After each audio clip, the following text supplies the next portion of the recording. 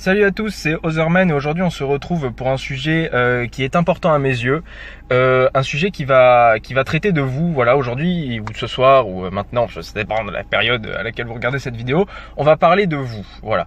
Quelque chose d'important aujourd'hui et je pense dans notre société, le rapport que l'on a avec nous-mêmes, le fait de s'accepter en général. Aujourd'hui c'est un problème qui à mes yeux est global et qui touche tout le monde pour plusieurs raisons.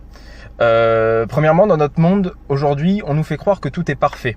Vous ouvrez votre téléphone, vous allez sur les réseaux sociaux et vous allez voir des personnes qui sont parfaites, qui sont belles, qui travaillent bien, qui gagnent de l'argent, qui ont des beaux amis, une belle famille, de beaux enfants. Bref, des choses parfaites. Un petit peu comme si c'était un film. Finalement, si on ouvre aujourd'hui les réseaux sociaux, on verra la peinture d'une vie qui est plus belle que l'on peut voir dans les meilleurs films que l'on voit au cinéma. Cependant, à mes yeux, la vérité est tout autre. Si on voit et si on regarde bien nos réseaux sociaux et cette perfection, finalement, on regarde l'aboutissement d'un travail. Ce qu'ils ne montrent pas, ces réseaux sociaux, et ce que moi je leur reproche, et je pense que vous pouvez leur reprocher aussi, c'est qu'ils ne montrent pas le cheminement et le travail qui a permis d'aboutir sur cette perfection et sur ce parfait. Voilà. Donc aujourd'hui, on se retrouve pour parler de vous, pour parler de votre rapport avec vous-même. Parce que pour moi, la perfection n'existe pas et la vérité que les réseaux sociaux nous montrent n'est pas la bonne. La vérité est autre part. Donc aujourd'hui, je vais vous proposer une méthode, ou en tout cas une méthode qui pourrait vous aider à mieux vous accepter et à avancer sur ce point de votre vie. Voilà. Donc premièrement, pour moi, la première étape pour s'accepter, c'est de faire un bilan de soi-même. Alors ça peut paraître un petit peu absurde et peut-être même faire peur, mais finalement, quand on y réfléchit, toutes les sociétés, en tout cas dans notre modèle français, à la fin de l'année font un bilan. Elles comptent ce qu'elles ont gagné, elles comptent ce qu'elles ont perdu, elles comptent là où elles ont réussi et elles comptent là où elles ont échoué. Elles étudient ces échecs et ces réussites pour en tirer les meilleures leçons. Et je pense que c'est quelque chose que nous devons appliquer également à nous-mêmes. Donc un bilan, ça veut dire quoi? Faire un bilan de soi-même, ça veut dire quoi? Ça veut dire se poser, voilà, une soirée, peut-être une après-midi, même quelques jours, une semaine, je ne sais pas, ça dépend de votre rythme, et faire un bilan sur votre situation personnelle, c'est-à-dire où vous en êtes dans votre vie, les études que vous avez faites, votre situation familiale, amoureuse, amicale. Faites un bilan, mais faites un bilan qui soit le plus objectif possible. C'est-à-dire que si vous vous considérez aujourd'hui dans la misère, c'est-à-dire que vous n'avez pas ces choses qu'on peut vous faire penser comme étant le bonheur, marquez-les.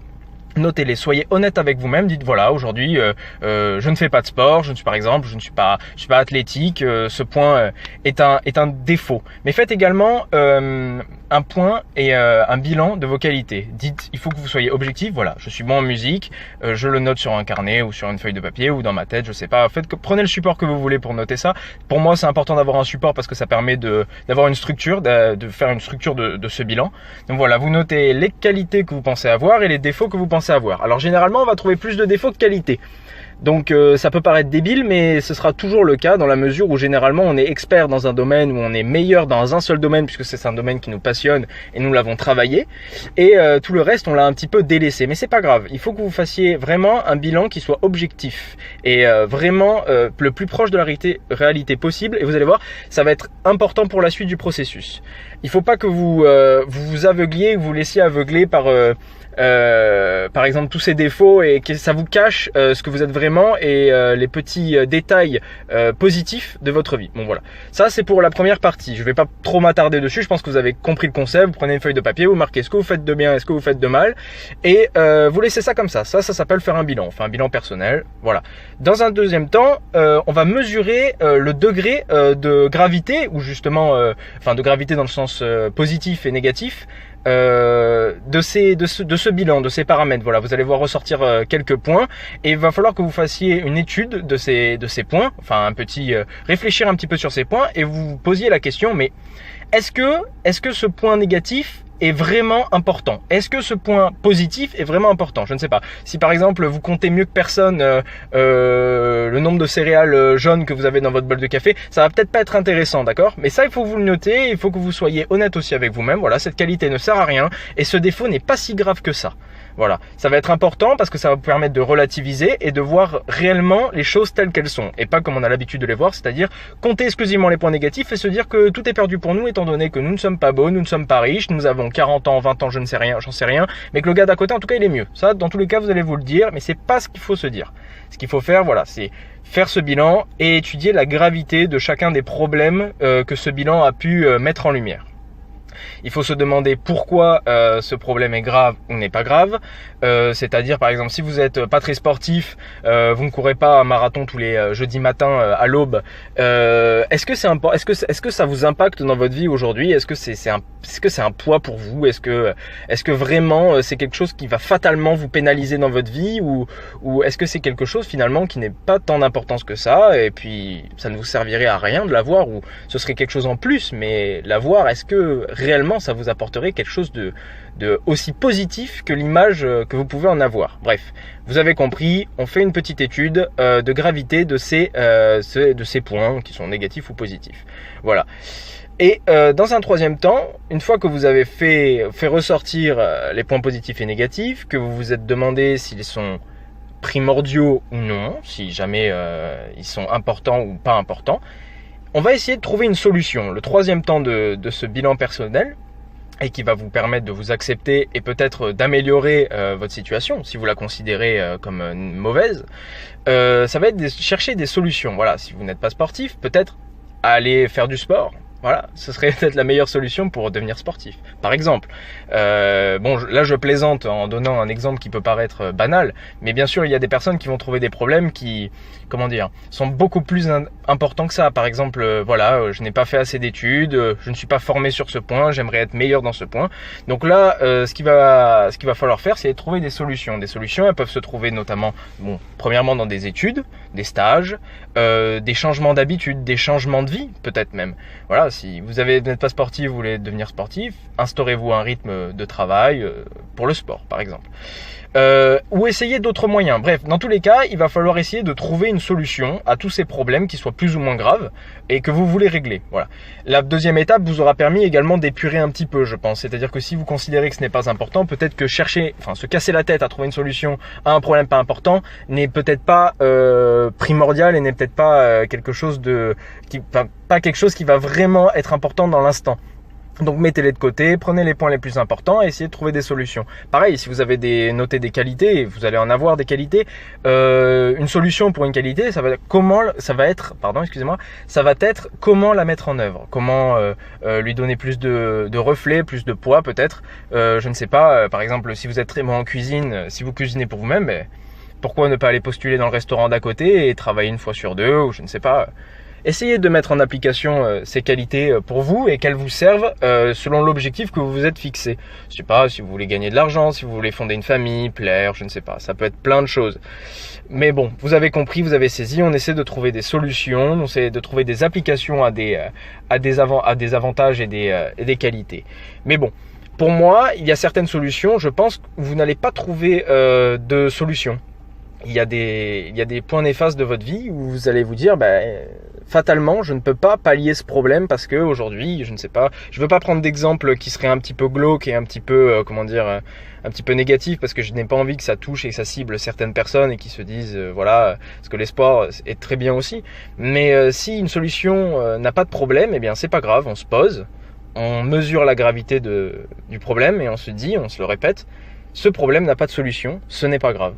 Ce n'est pas grave, ce problème n'a pas de solution, tant pis. Je passe à autre chose, je prends un autre problème et je l'améliore. Si ce problème est le seul qui reste à la fin de ma liste quand j'aurai trouvé une solution à tous mes autres problèmes, ce sera déjà une très grande avancée. Bref, je pense que vous avez compris mon point de vue au sujet du fait de s'accepter. Pour moi, personne n'est parfait, je pense que vous commencez à le comprendre, mais bon, notre société nous fait croire et... c'est pas notre société, notre monde actuel nous fait penser que beaucoup de gens sont parfaits, mais pas nous. C'est pas vrai.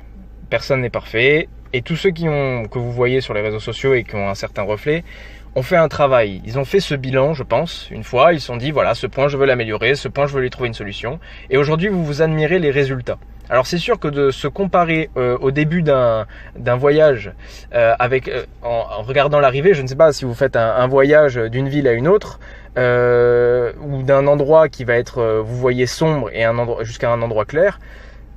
Si vous prenez votre situation, vous vous dites aujourd'hui je suis dans le noir, je regarde les autres sont dans la lumière. Vous allez être démotivé. Mais ces personnes sont passées par le gris à un moment pour arriver à la lumière. Et je pense que c'est ce travail qu'il va falloir que vous fassiez. Bref, en conclusion, ce que l'on peut retenir de cela, c'est que nous sommes tous différents et il ne faut pas s'arrêter à ce que nous sommes dans l'instant.